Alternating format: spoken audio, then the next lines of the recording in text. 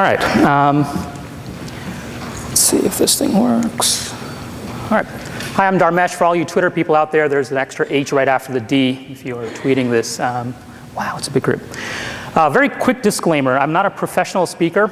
Just about every night, I'm actually writing code. I don't produce slides for a living. I don't play a professional speaker on TV, even on Justin TV. So be forgiving here. I don't do this for a living.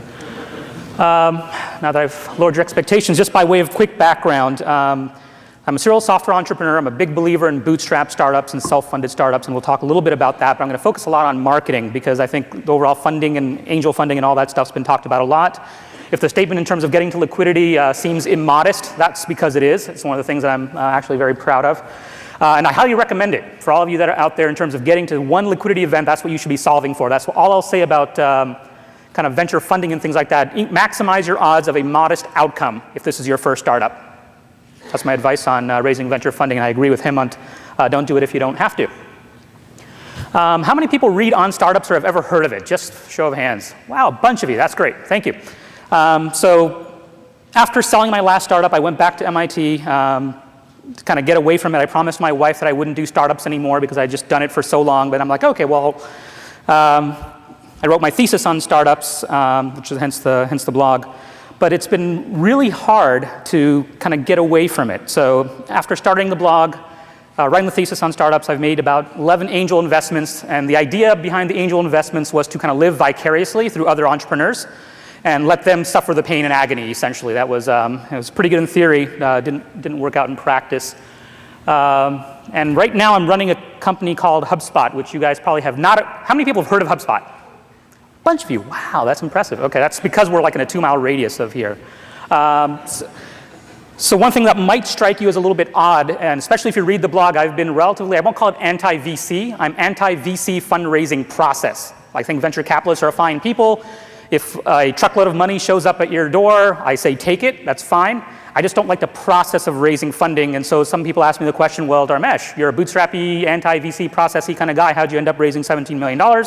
That's not the topic of today's discussion. I'd be happy to answer that after all of this. But the company's doing well. This is the last immodest slide that I have up there. This is not traffic. This is actual revenues, dollars in the door from point of inception up until about a month ago. And we had a record sales month last month, so the curve actually, the slope of the curve looks even better. Didn't have time to put that in. All right, so enough about me. That's all I'm going to say about that stuff. We're going to talk about marketing and startups. How many people right now are thinking about a startup? Like, it's like I'm considering it. That's great. Congratulations, you have a genetic flaw that's going to make you miserable for the rest of your natural life, and maybe parts of your unnatural life as well. Don't fight it. That's my advice to you right now. It's only going to get harder. You're not going to be able to let it go. Trust me, just go with it. Just do it. Take the leap because you're not going to be able to escape it anyway. You've got the genetic flaw. Admit it to yourself. That's kind of like the first step is admittance or whatever that is. So make the leap.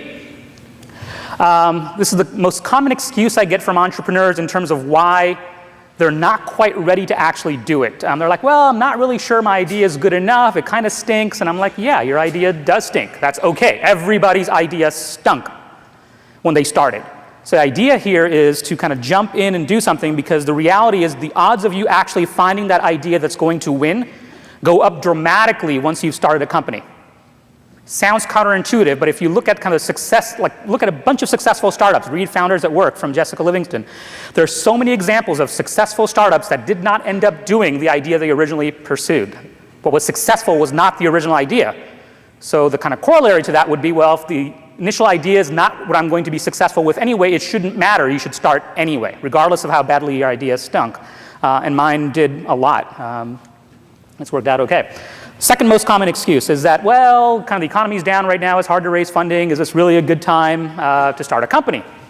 Legitimate question. My response here is yes, there's never a bad time to start a great company. You should just jump in. Timing has, in terms of the economic conditions, have literally nothing to do with it. You can come up with just as many examples of successful companies started in a downturn as you can non-successful ones. I don't think there's a correlation there at all. All right, so that's the kind of touchy-feely, squishy part of the kind of philosophical why you should do a startup. What I'm really going to spend a bunch of my time on is marketing. So the idea is you've got something, you're going to try and get customers or revenue or pull some people in. What I'm here to talk to you about, which I'm very passionate about, is on close to a zero budget, how do you actually get attention, get visibility, get traffic, get customers for a startup? And we'll talk through that because this is what I do for a living. So number one, in terms of if you're marketing a startup, if you have this notion of, oh, we're in stealth mode because we've got this idea and we're scared someone else is going to steal it and replicate it or do something, the odds of that actually happening are slim to none in terms of someone else stealing your idea because you revealed it and talked about it either on a blog or something. And here's the issue. So like if you talk to other entrepreneurs and you've got this great idea, here's what they will tell you in terms of stealth ideas. And there's a small percentage of them we're not going to talk about. Most of you should not have a stealth mode startup.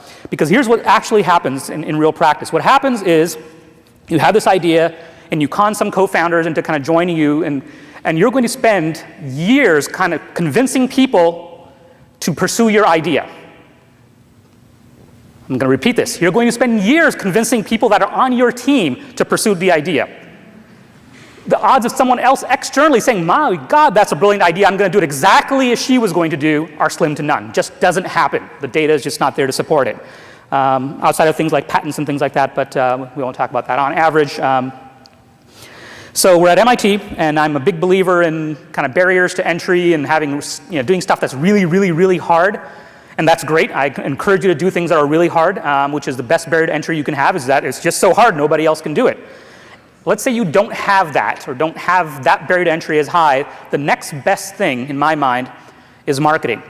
So if you look back once again in history, like the companies that can efficiently get to customers and get to revenue is a barrier to entry. It's very hard to pull that off, and we'll talk a little bit about the experimentation that goes into marketing. Once you kind of run through this iterative process and you get something that's working, that's very hard to replicate. So if you can find a way to efficiently get to customers, it's going to be very hard for someone to copy you, even if they copy the idea itself, because the magic is actually in how you get that product to the customer itself. All right. So one of the things I spend a lot of time talking about, so classic marketing. If you took marketing classes or you worked for Procter & Gamble as an intern, classic marketing is what I'd call outbound marketing. So here's the idea behind outbound marketing. You've got this budget, your marketing budget, and you take that budget and you take your message, this is the message you want to get out to the world, and you spray the world as best you can with that message in the hopes that some small fraction of people that actually care will come back to your website, will call you or something and buy something. That's the kind of fundamental nature of kind of outbound marketing. So advertising, direct mail, email spam, it's all based on this predicate of, oh, I'm going to take this message, I'm going to spray it out and hope some small fraction of people come in. Our thesis is that this doesn't work anymore for people like you and me. What we do now, this is the kind of reality, is that we walk around with these little bubbles around us that protect us from these marketing messages. We don't answer our phones anymore. When was the last time you actually answered a phone, like if you even have a landline anymore, without looking at caller ID? Nobody does that anymore. When was the last time you opened junk mail, actually bought something? We have TiVo on our TVs. We've got Sirius satellite. We don't respond to these outbound messages. So the idea here is that, well, because of that, it becomes increasingly expensive for marketers to kind of do that, which is great for startups, and we'll talk a little bit about that. The alternative is inbound marketing. So instead of spending all this money trying to push your message out in the hopes that some small fraction can come in, why not increase the probability that those that are already looking for you and what you have to offer will actually find you? It's a much happier existence. It's on the path to truth and justice. Inbound marketing is a much better way to go about it. Rather than kind of blasting the world with your message when 99.99% of the people don't care, why not just make it easier for the people that do care to actually find you? There is a market for, I don't care what you're doing out there, and your job from a marketing perspective should now be to connect to that existing market. So the idea behind inbound marketing is it's really about creativity. It's not about cash. It's not about the size of your budget that should dictate how well you can market and how well you can get your product out there. And this inbound marketing model is great for startups because, as it turns out, it gives us leverage. So back in the day, 60s, 70s, 80s, a lot of success was kind of based on to what degree could you kind of get this product idea and push it out to as many people as possible, and that was your barrier to entry because you could get to a bunch of people. Now we don't need that anymore. There's this lovely thing called the internet. People are searching on Google every single day. Some of them are searching for you. So as a startup, this is the most exciting thing that's ever happened, is now we don't have to rely on outbound marketing, which require big budgets in order to get to customers. You can do it, and it's been proven time and time again. All right, and besides, outbound marketing harms kittens, just in case you didn't know. By the way, this is, I've started putting this in now because I have this fundamental belief that it's impossible to hate a speaker that has a photo of a kitten up on a slide. So if you're ever going to do any professional speaking, it'll make you feel much better about it. I highly encourage it. All right, so now we're going to get into some tactics around, all right, that's great, inbound marketing sounds good. Where do I sign up for these free visitors and get more people into my website? I'll take 2 of those is the common response. So we'll talk about 3 primary ways based on how much time. I talk really fast, by the way, as you may have noticed. I have only one other speed. It's even faster. So bear with me. Slow me down if you need to. Raise your hand and say, by God, you're just going too fast. Okay. So number 1 is Google. So every entrepreneur in the room needs to know something about search engine optimization, because that is the single largest source of free traffic in the history of humankind in terms of getting someone to your business. And so what we'll talk about are some of the basics of search engine optimization. It's a multi-billion-dollar industry. In terms of understanding how this works, it's not that hard, particularly for the folks in this room. So we'll talk through some of the basics because these are very simple mistakes. One of the things I've done as part of my career at HubSpot is I've built a free tool called Website Grader, which you can kind of put your website in. It'll tell you all the kind of common SEO mistakes that you're making. I encourage you to use it. Millions of people have.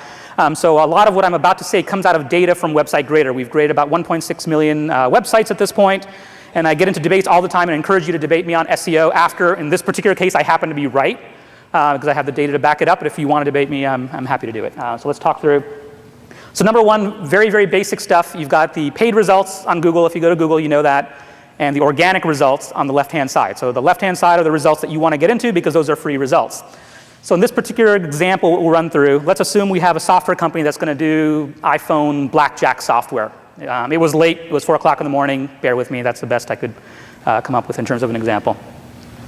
So question number 1 that you have in terms of SEO is that if you could wave the magic wand and pick a keyword that you could rank number 1 for on Google, what would that word be? So there's this exercise when you kind of do search engine optimization, you have to make this kind of list of these are the potential keywords I'd love to rank for. And the idea that it's like you pick things that are relevant to your business, which is kind of cool. Number 2 that goes into this is the overall search volume. So if you pick a keyword, you need to know how many people search on that keyword.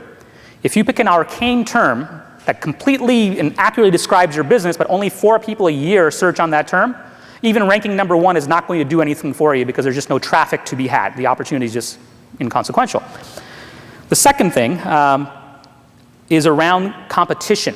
So realize that you need to get on the first page of Google. There's lots of data to back this up. There's a very steep declining curve in terms of how much traffic the number 1 position gets versus number 2 and so on and so forth, which is obvious because no one ever goes to page 2 anymore. They just change their search term. That's the common behavior. So you need to get on the first page. And the reality is that by definition, there are only 10 positions that can be had in terms of organic results on that first page. So your job is to make it to the first page. And that's going to be, whether you succeed or not, is based on the competition for that keyword. So this is where the ninja statement comes in. When you're first starting out, if you have a startup website and you have no authority, don't go after highly, highly competitive keywords simply because you think they have 3 billion searches happening on them. That's fine. You're not going to get any of that traffic. So the overall SEO game, step number 1 is you have to find these arbitrage opportunities. You want terms that are relevant to your business, have enough volume to be interesting, but there are fights that you can actually win. And then as you start winning those fights, as you start ranking for relatively arcaner terms, you kind of broaden and change your keywords and you go after bigger and bigger battles and get more and more traffic. So that's the kind of basis of SEO. Just a quick intro on how the Google algorithm works at a kind of meta level. 2 things drive it. One is context. To what degree is a candidate page that's going to rank, is it about the search term that the user is looking for, right? And that goes in, we'll talk a little bit about this. It's called on-page SEO, stuff that you put on your web page that signals Google what the context of that page is. What is that page about? And the second one is authority. To what degree does Google trust that particular web page? So assuming that, let's say there are 8,000 possible candidate pages for a given term in terms of with all identical context, let's say there was some quant-based algorithm, which there is, to measure the overall context, authority is what breaks the tie. And authority primarily at Google is defined by the number and power of inbound links coming into your web page. We don't have time to talk about that today, but we'll talk about a little bit about on-page because it's so easy to do on-page SEO. So the number 1 criteria on the context-based on-page SEO, the strongest signal that you send to Google about what your web page is about is the page title of the page. And the page title is metadata about the page, shows up at the top of the browser. Ignore that little thing. I don't know why it says page not found. We'll go to the next example. It's that thing that shows up at the very, very top. the browser. All right. So let's say right now we have a company called ItSoSoft, and it's building blackjack software for the iPhone. The common page title that people put up on the homepage of their website is the company name. So let's say you just put page title as ItSoSoft.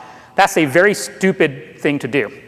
And the reason is that you are going to rank for your brand name relatively easily. You don't need to send Google signals about that particular, about what that particular page is about that way. A better title would be ItSoSoft, iPhone blackjack software, assuming that's the keyword that we're targeting.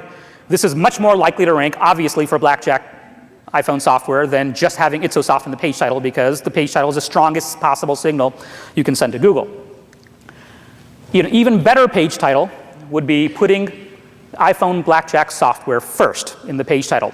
And the reason is, by a relatively strong margin, the earlier the keyword is in the actual sequence of words in the page title, the stronger the signal to Google.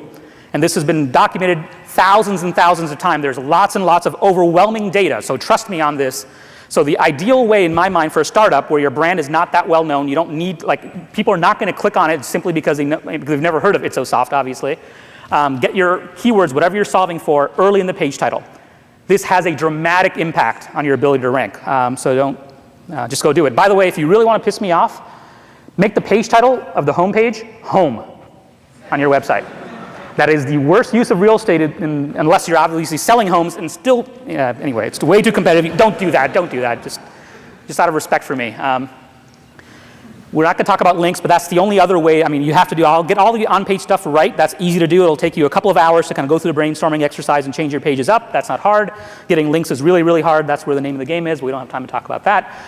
The other thing, the common mistake is that people get overly obsessed with search engine optimization, and they write these perfectly SEO page titles, and the reality is no one in their right mind would ever click on them. So the idea is not to rank number one. The idea is to rank number one and cause someone to click on the page title in the search results that they actually come to your website. The goal is not ranking number one. The goal is to get people to your website and then hopefully get them to buy. So it has to be relevant. So don't forget the humans. I mean, these are people that are clicking. They're not robots. Robots still don't buy stuff yet. All right, how many people are writing a business plan? Admit it, you are. Some of you are. Okay, stop. Please stop. No one, not your spouse, not your boyfriend, girlfriend, not your mother, no one is going to read your business plan, especially VCs. So if you're writing it, write it for your own kind of personal gratification. Do not write it with the assumption that someone somewhere is going to read it, because they're not. Instead, if you really need to kind of articulate your thoughts and get something out there, write a blog, because it will help you immensely in terms of search engine optimization, kind of creating a differentiated voice. It works well. I've seen it literally hundreds of times in terms of small businesses and startups writing a blog to kind of draw early traffic. From a marketing perspective, let's say for whatever reason your product development is going to take a while and you're not quite sure what the idea is going to be. My advice to you now is start marketing today. Come up with a company name, get a dummy website out there, because Google has this little clock that ticks where you're not going to be able to rank for several months because they don't trust you, because there's so many spammy websites out there. Get a dummy website out there that says something about you and start building a following. Start saying something interesting, start pulling people in, we'll talk a little bit about Twitter. There's no excuse to not start marketing the day you decide that you might actually someday start a company. Don't wait. There's a clock in the background. In terms of blogging, one thing that we found works reasonably well is don't be afraid to polarize people. It's okay. The reason is, for every person that you find that absolutely hates what you have to say, there should be an equal number of people on the opposite side of the fence. So sitting in the middle doesn't really accomplish much. Take a stand on whatever you believe in, just like HubSpot does with the outbound marketing harms kittens model. It's okay to polarize.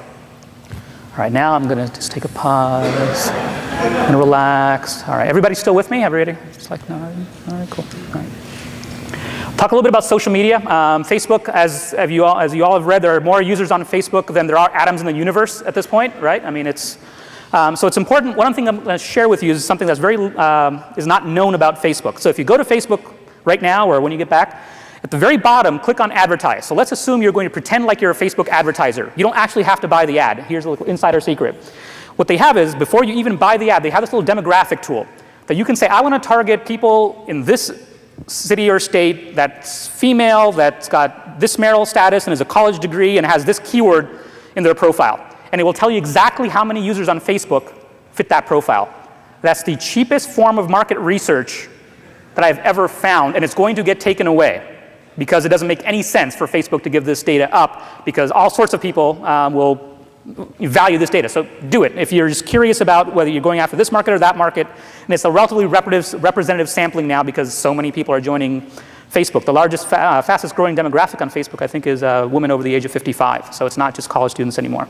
So get on there and use that. Twitter.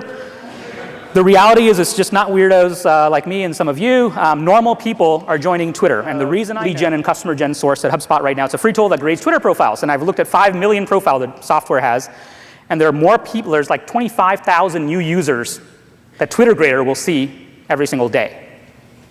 So, and these are normal people. These are not, well, we've already consumed all the TechCrunch readers and everybody else in that kind of inner circle of tech geekiness. Now normal people, because it hit mainstream media last year, it's going. So get on it, start building a following. It's a great way to get in touch with a potential customer base. We haven't spent a lot of time talking about data. I think one of the advantages a lot of you have is marketing is turning to a very geeky, analytical, ROI-driven business, which is great. It's not about arts and crafts anymore. It's not about did you get the right shade of blue for your logo. It's about can you actually draw visitors in, can you analyze the patterns, and can you do more of what works.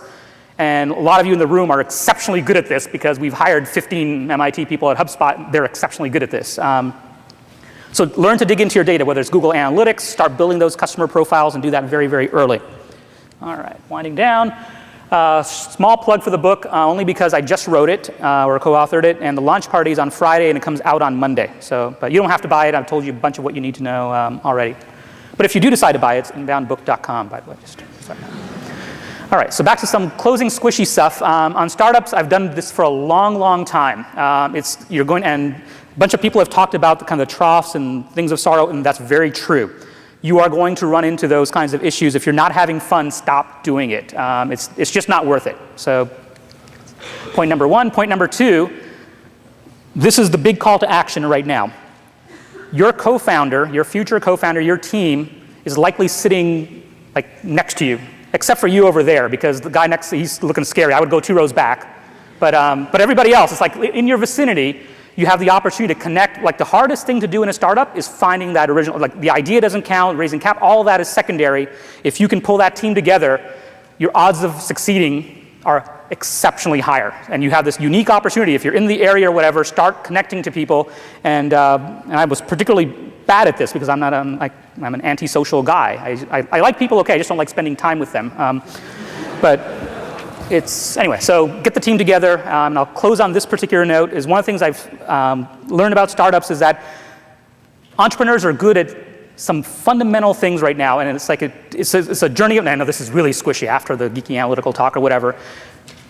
You'll enjoy it, find what your superpower is, find what you're exceptionally good at, and it may be detecting the superpower in others, whatever it happens to be, but just go do it. You've got the genetic flaw. That's all I've got. I'll take questions.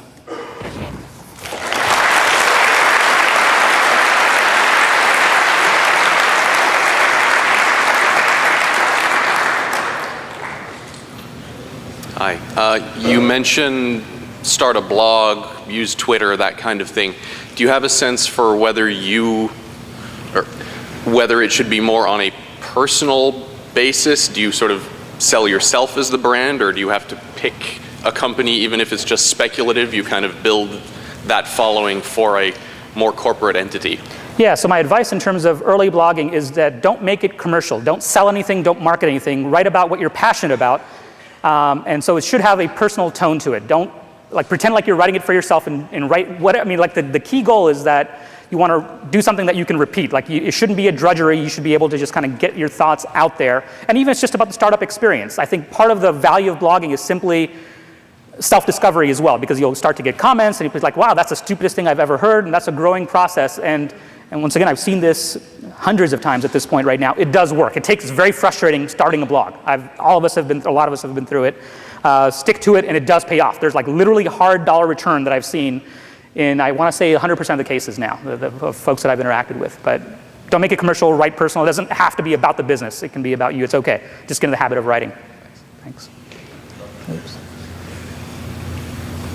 Oops, well, go ahead. I have a similar question. So aside from not making it commercial, what are some of the biggest mistakes you've seen, whether it be via Twitter or Facebook, in terms of a company trying to do this inbound marketing? Yeah, so inbound marketing is about saying something useful and pulling people in. The biggest mistake most businesses and people make, they think of social media as another form of spamming, as another form of outbound marketing that says, oh, I'm going to accrue 80,000 followers through this particular piece of software, whatever, and I'm going to get to blast my message out. No, I think you need to listen. You need to figure out where the conversations are going on that are interesting to your business, that you're passionate about. Start engaging in those conversations and say something useful or amusing that people value, and that's the way to kind of build up that community. And it takes time, but that's the community you really want. You don't want 80,000 random people that have no clue, and because 60,000 they're going to be bots that are following you anyway. Get some real people. Carbon-based life forms are not a bad thing to have in your arsenal of people following you. Yep, thanks. So you talked a lot about not being stealth, start marketing immediately. Let's use Google as an example. Sure. At what point do you say, yes, our search results are terrible, but we need to put it on the web anyway and see how it is?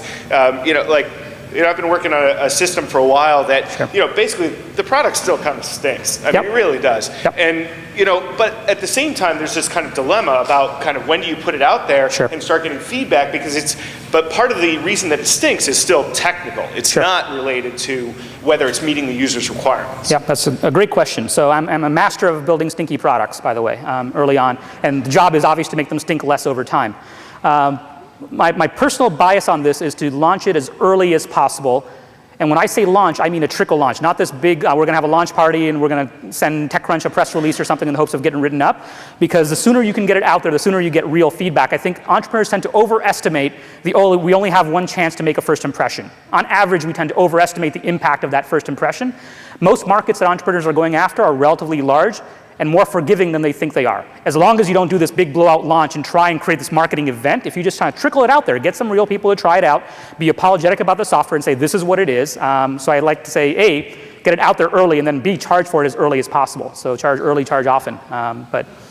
So it's, don't be embarrassed. It's okay. It's okay for it to suck early on. Vinny? Well, so one of the challenges for me is, there's my people that I know on Facebook, LinkedIn, all these social media sites, Twitter. There's blogging about the startup entrepreneurship, and there's blogging about my potential customers. Yep. And I'm just so torn between like these 6 different forms of, I guess you can call it inbound marketing or whatever. Sure. That being the one person, I need to figure out where to prioritize or maybe focus on one. Do you have any thoughts on? It's hard. I think it varies. A lot of it is based on your overall style. Like I tend to prefer long form writing, so I like blogging more than I like Twitter, and I hardly ever use Facebook. That's just me. I know lots of businesses and lots of entrepreneurs that have gotten value out of different forms of online communication. My advice would be do what you enjoy. They have access, there's customers, and the demographics are growing and shifting anyway, and just try them all out. This is why I'm a big believer on data analysis, is that start with all of them and figure out where your actual kind of results are coming from over time. But do what's fun. I mean, it's like if you don't enjoy blogging and you want to do Twitter, that's okay. It's all right. But it's hard to prioritize. There's so much, obviously there's only so many hours in the day. I appreciate that problem, but it still beats the alternative in terms of trying to go raise. Okay, so you can go off and raise venture funding and spend 7 months doing that. My recommendation is work on the marketing and work on the product instead. But anyway. As an entrepreneur, I find fun taking on these challenges and making such things happen. So I don't mind, I can do any of them, right? Sure. It's fun doing the hardest one that has the best effect.